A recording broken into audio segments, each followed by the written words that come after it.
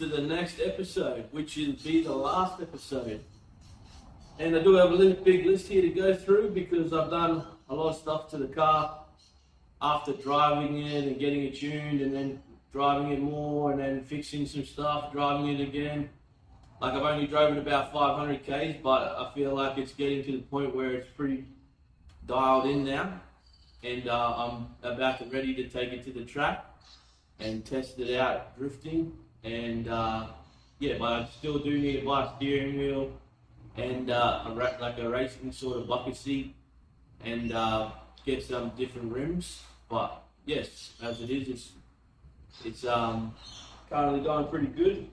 And I had to do a lot of stuff, so I do have a list here and I talked about it. So I thought it's been a while, and been sorting out all the issues. So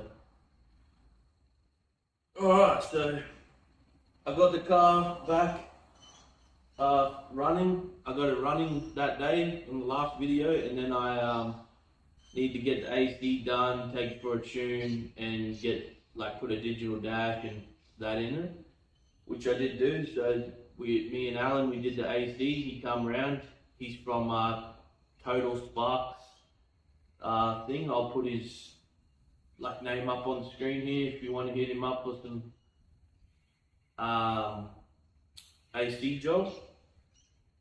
But yes, he's come around, and then we've done the AC, and we had to put it we couldn't hook it up to the the AC control button because of the way this car was before. It needed to see a whole bunch of sensors from the old motor and everything and all that, and it just would not work. There was no output for it, even an earthing sort of way. Like, there was no switch wire that you could adapt to, because it was not switching on because it wasn't seeing any sensors or anything like that. So we did stuff around a bit trying to get this AC to work, and we made up new pipes.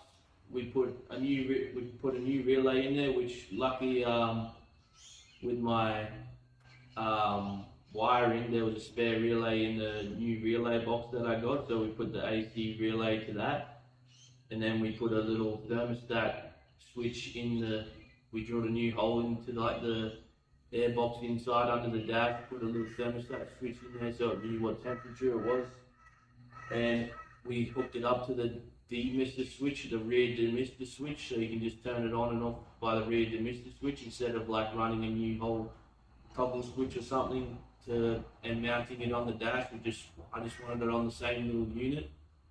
So yeah, you just push the demister switch now, and the AC cranks on, and it's ice cold. It's just like it was before. It's actually mint.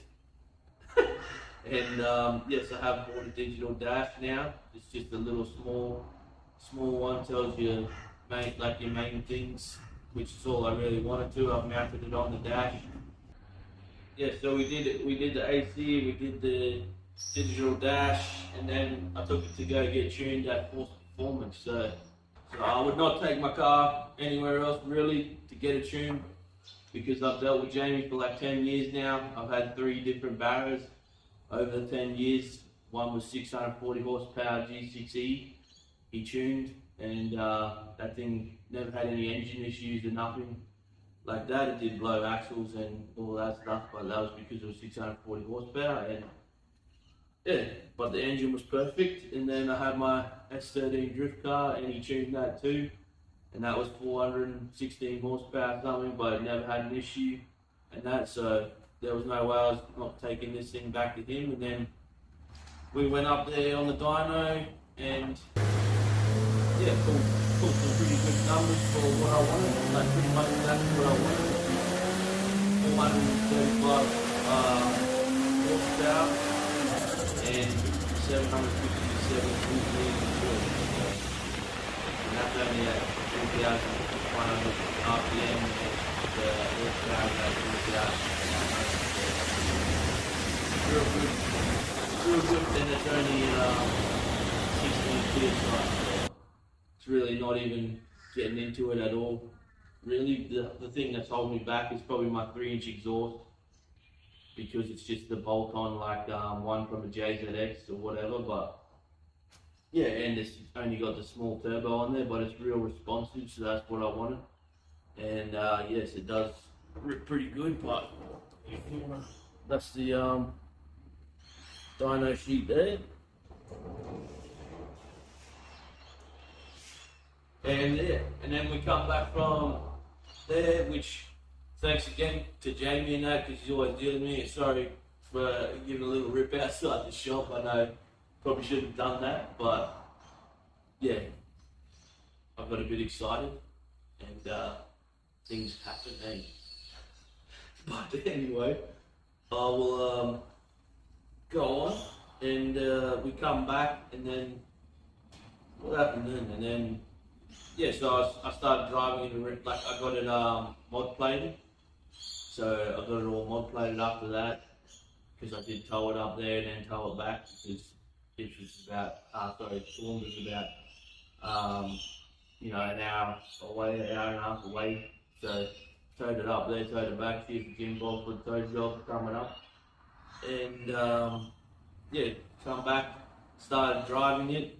I did realise on the dyno, when I was watching it, I didn't tell Jamie this, but I knew that the engine mounts were, you know, they were a bit shoddy. So like, not shoddy, but they were good engine mounts when I put them in there, but I knew the torque of the Barra was probably going to rip these standard 1G FE engine mounts out of the friggin' car. So when it was on the dyno, I was watching it and it was pulling up pretty hard, and it was moving a lot more than what I wanted to. And then so I didn't know I was going to have to buy new engine mounts. So I went through and I bought Serial 9 JZX100 track engine mounts for it. And they're pretty serious bit of gear. Like, you did, like, I did buy the track ones because it is a Barra, and I thought it was going to be a bit more softer because the Barra is a bit heavier than the 1J and that. And they just bolted straight in. I didn't have to do anything, they bolted straight in, but when I bolted them in, it lifted the motor up about 10 mil because the old ones were bad, and the old ones were already bad. It was half broken off already.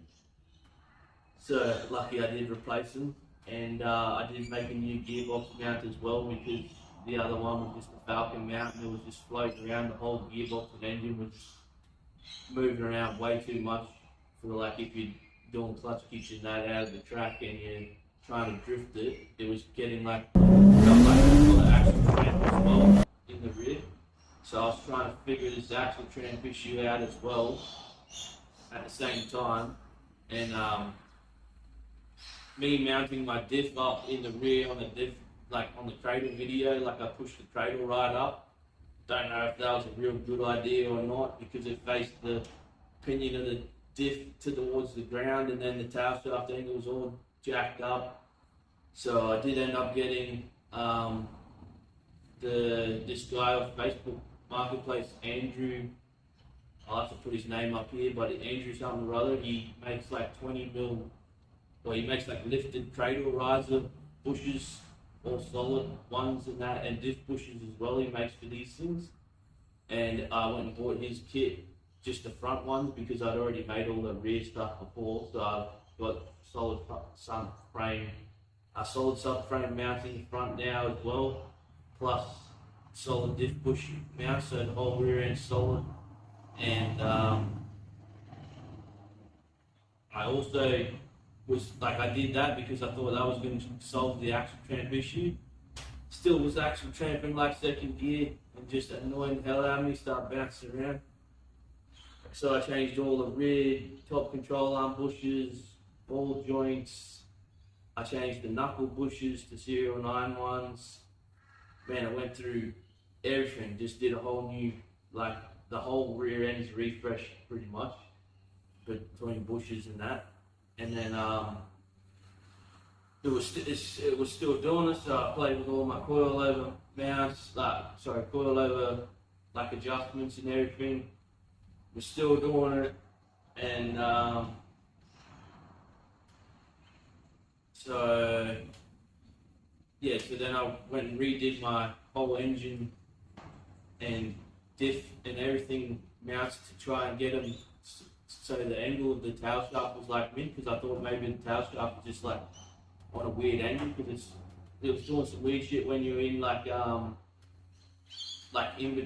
diff is like in between like being on the crown wheel gear and being off it, like as in like on the front side of it when you're driving and accelerating, like it's starting to whine a little bit already as well, but I don't know whether that's because the tail shaft angle was that jacked up or what, but I don't know. It's sitting at the right angles now. The diff's already probably had enough, but I'm just going to drive until the diff breaks, because whatever, I paid for the diff and it's half broken, so if it doesn't break, good stuff. And then I did all that and I was driving it, and then I put on the hoist to redo some coilovers before getting a wheel alignment to make the car the right height as I get a wheel alignment. And then I realised the wheel bearings were already done in the rear.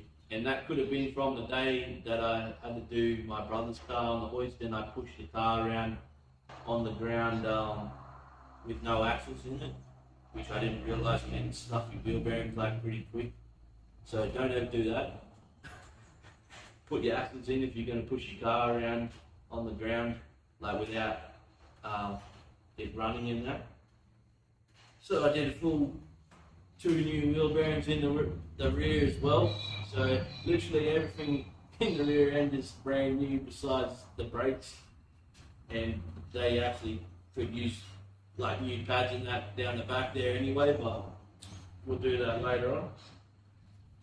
And yeah, so I also, the car was running too hot for what I wanted.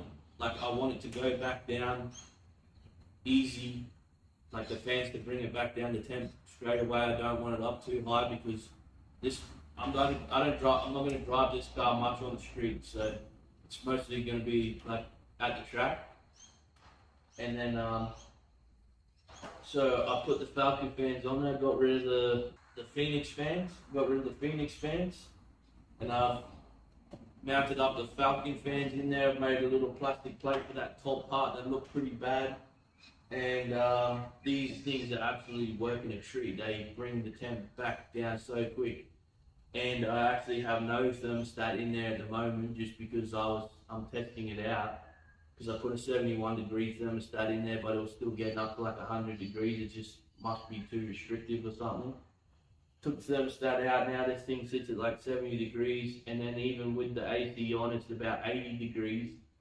And it just sits there all day. Like as soon as you get into it, like for a couple of minutes or whatever, and it comes straight back down to 80 degrees. So I'm hoping I can go to the track and run the AC while I'm drifting, or even just in between all the drifting and then turn it off whilst I'm drifting, so you don't ruin the compressor like hard out.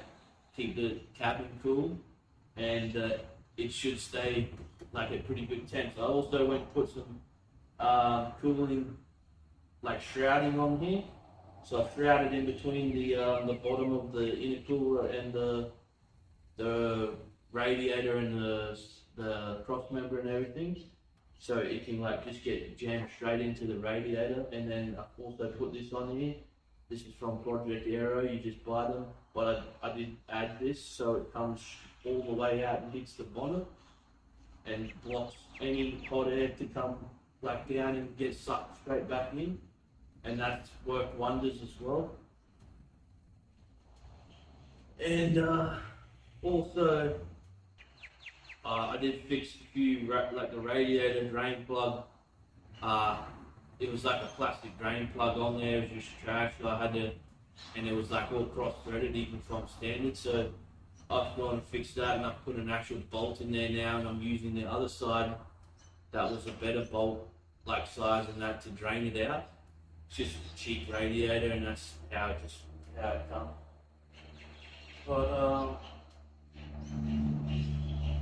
yeah, other than that, it's been pretty good. Like, just been chasing all the little issues, and that's what you do once you've fully rebuilt the whole car. Like, that's all the stuff you're gonna have to go through and try and get it dialed. Like, I want it dialed in, so you know.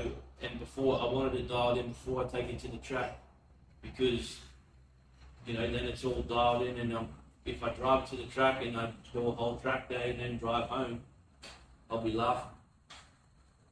and I'll be a very happy boy, you know what I mean?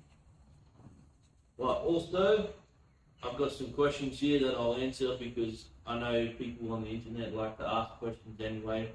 And if you're watching this video, it's probably, you know, I'm in 2024 now, these are 2024, like sort of pricing and why I do it, like why I did it, and, you know, what I do for a job and how I know how to do all this stuff, because people, you know, probably think I'm a mechanic some, which I'm not. And would I do it again, you know what I mean? So how much it was. So this car as it sits now is about 20 grand, right? And that might seem a whole heap to people, or it might seem like cheap as, but I'm a very big marketplace guy, and I do spend the money on stuff that I know. I did spend a little extra money even on this because I wanted new suspension parts, because that's the stuff I wanted in good shape. So that stuff even still costed a pretty penny. But I did get this whole motor and gearbox, which is this is a FG turbo motor. It had 230,000 Ks on it. It's a full TR6060. I got it with injectors, 1250cc injectors. TR6060 with the heavy duty clutch, everything. And then I did go and do like a steel kit and like a new water pump and all that stuff on it after. But the whole motor and everything only cost me 2 grand. And you might be like, what the hell, man? How did you get that for 2 grand? Right? Because it's a full Barra turbo motor with wiring, ECU, everything. I went and bought a car over here that I had. It's a Falcon Shell. Now, it was a full running and driving Falcon. I bought it for 10 grand. It was an XR6 turbo. It had been side swiped on the side of the road. I literally was buying it because it was a good deal, 10 grand I thought, and I thought I was going to probably only make about $3,000 to $4,000 back off all the other stuff, and I'll keep the motor and the gearbox and everything that I need for the swap. And turns out I ended up making $8,000 back off the car because it was like a Mark II version of it, and it had all like the Mark II front bumper, which everyone wants. It had leather seats, it had all the carbon fiber interior stuff, and like even the diff and all that stuff was like, it sells easy, man. Like it sold so easy. As soon as I put it on, I made like $5,000 back, I think, in like the first like week. And I was just like, what the hell? Like, this is mint. Like, but then over the last 6-7 months of building the car, I've still had it over there, and I've been parting it out like ever since. And yeah, it's made me $8,000 back. So that's $2,000 I paid for like this whole engine, gearbox, wiring, ECU, everything. Yes. But then you do have to go get this motor tuned, you have to put it in this car, you have to buy all the radiator, everything like that. And I've done a price list. I'm not going to go through the whole list of everything, but it's around 20 grand. I thought I'd just let you know because people probably want to know, but that's with marketplace fines, everything, all that stuff. So, and that's in 2024. So if you're watching this in 2030 and this engine costs $20,000 now, it's whatever. But and why did I do it? That's pretty much why I did it as well, because that I found that car so cheap. I was going to go buy a 1J, but then that car just came up and I already done a Barra swap on a S13, and I knew this car was like a 1J already, and 1Js are expensive. You can go buy a 1J for 5 grand, but then you're probably going to have to go put another 2 grand in it just to get the steel kit, all that stuff. Then you're going to have to go buy one like a R154, and that's going to be, you know, 3.5 grand. You have to buy a clutch, 10 grand, like 2 grand, so that's like 10 grand. Like, it's easy to spend 10 grand, and then you have to buy all the little things to put it in this car as well, like clutch pedals, the same shit I bought anyway, but tail shaft, like all that, I still would have had to buy all the diff, the like everything like that to make it all like stout and reliable. So in the end, man, I didn't see like I know these things as well because I've had to already. Like I really like the torque of them.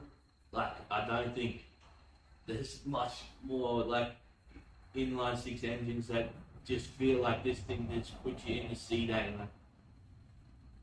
But you know, it's all up to your preference. But the other question probably people do: would I do it again if I, you know, was to do it again? No, I would not do this again.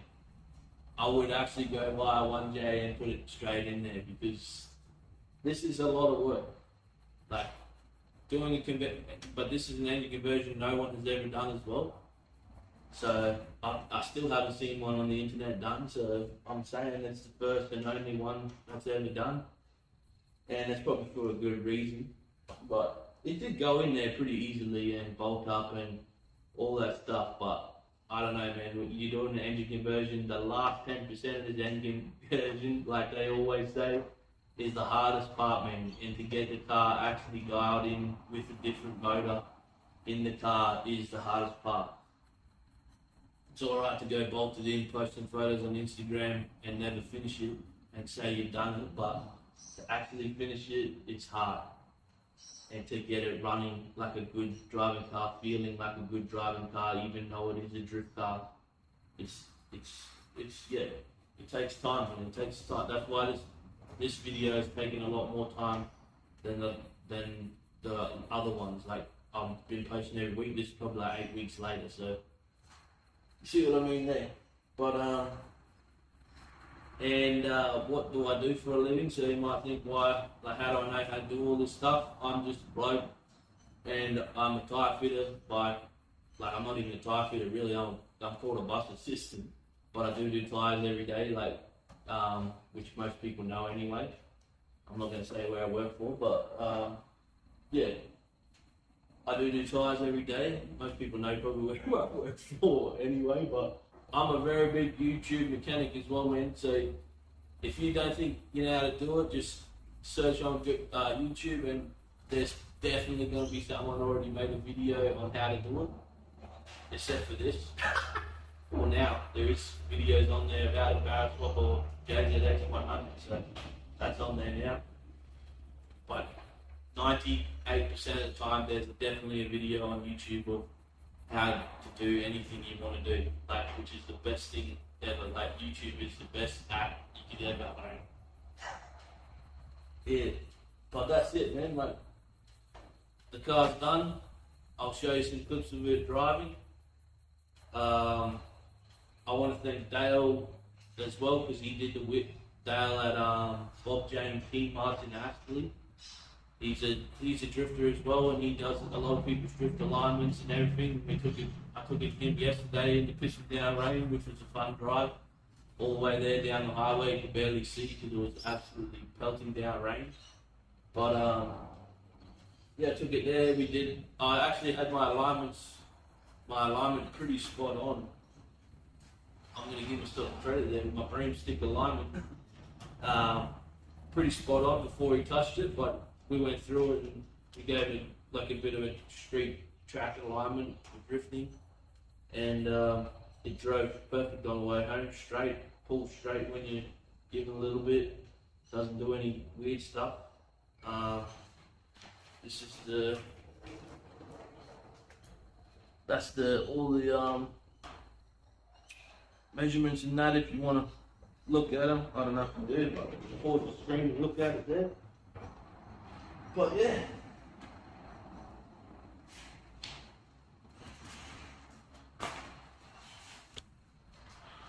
that is it. So you can see my radio.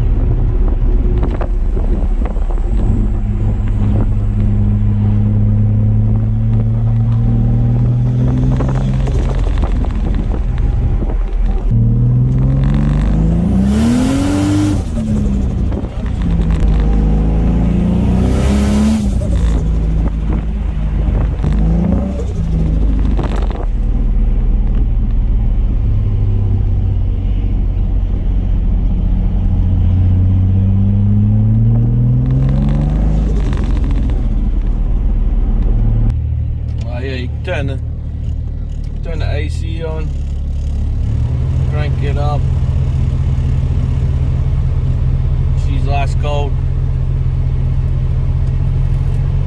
So that's AC off, AC on. Still got all your fan, you got your temperature.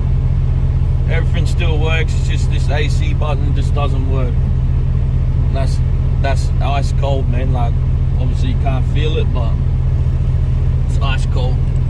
Believe me.